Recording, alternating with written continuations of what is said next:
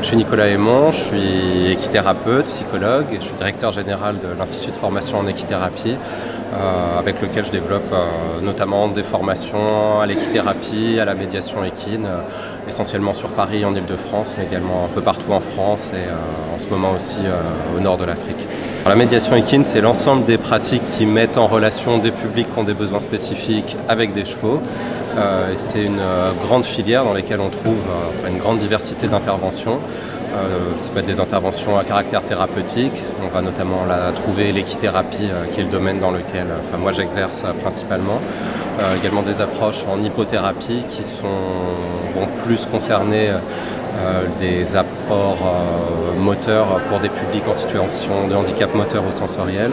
Alors principalement, l'Institut de formation en équithérapie propose une formation d'équithérapeute qui se déroule en un an sur 620 heures à Paris et en région parisienne, qui a pour vocation de diplômer les futurs équithérapeutes qui vont exercer ensuite soit en salarié, soit en indépendant. Et enfin, on propose aussi des actions de formation plus brèves qui vont être soit d'initiation, soit de perfectionnement, et parmi lesquelles notamment le colloque Diversité de la médiation équine qu'on organise régulièrement depuis 2012.